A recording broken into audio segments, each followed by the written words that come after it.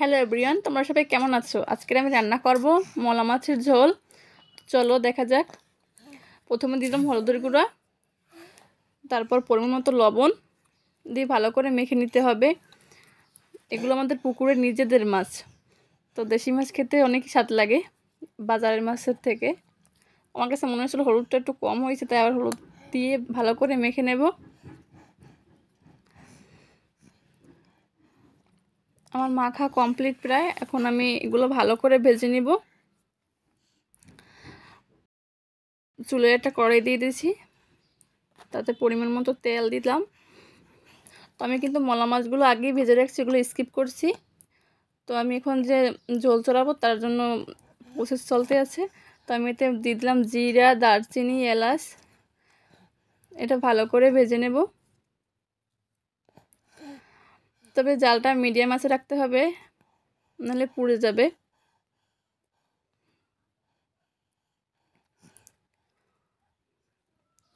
তো আমার ভাজা প্রায় কমপ্লিট। এখন আমি অ্যাড করব কেটে রাখা আলু, টমেটো আর ভেজে রাখা মলা মাছ, আর হলো জিরা, দারচিনি, এলাচ মিলিয়ে শিলপাটায় বেটে নিচ্ছি, আর দুটো কাঁচামরিচ। এখন আমি আলুগুলো দিয়ে দেব। আলুগুলো একটু ভেজে নেব, আর টমেটোটা এখন দেব না, কারণ টমেটোটা দিলে একদম গলে যাবে। তো আমি আলুগুলো আগে ভেজে নেব।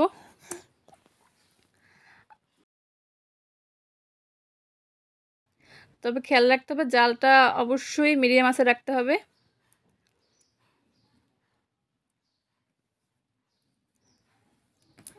তো আমি ইউটিউবে কখনো ভিডিও ছাড়ি নাই, এই জাস্ট প্রথম ভিডিও। কোনো ভুল ত্রুটি হলে ক্ষমা করে দিবেন।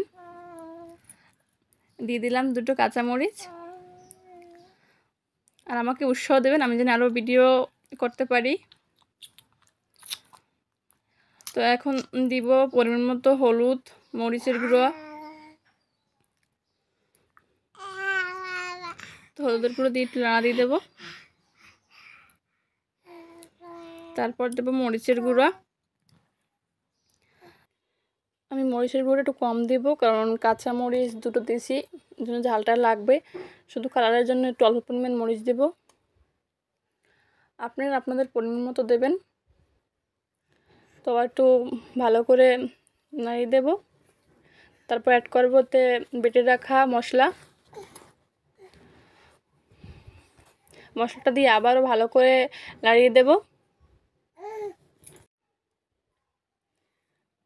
এটা ভালো করে ভেজে নিতে হবে, বাদামি বাদামি একটা কালার আসবে। তোমার ভাজা কমপ্লিট। এখন আমি জল অ্যাড করব।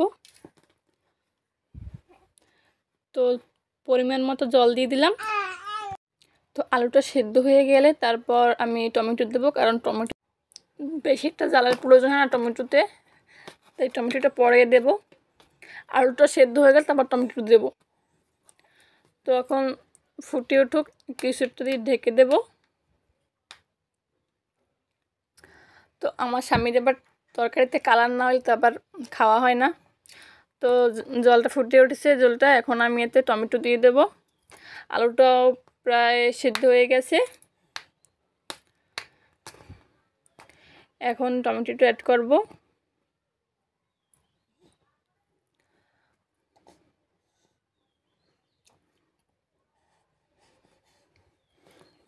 গুঁড়ো মাছ খেতে কিন্তু অন্যরকম একটা স্বাদ।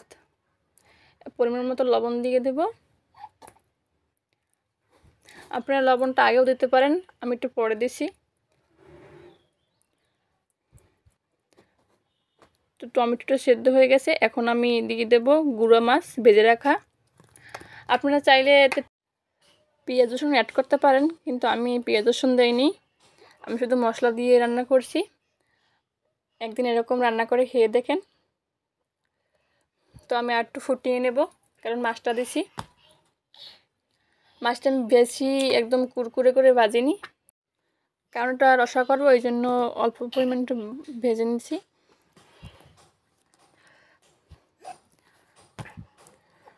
তোমার প্রায় কমপ্লিট হয়ে আছে মলা মাছের ঝোল। এই দেখেন, তাই মলা মাছের ঝোল একটু ঝোলটা একটু পাতলা পাতলা, এটাই ভালো লাগে, বেশি একটা ঘন তো ভালো লাগে না। তো আমি ঢেলে নেব। তো মলা মাছ কিন্তু অনেকটাই উপকারী। তো দেখেন কালারটা কীরকম এসেছে, আপনারা কী বলেন? আমার হাজব্যান্ডের কি পছন্দ হবে? কমেন্টে বলে যাবেন। Good bye, tata.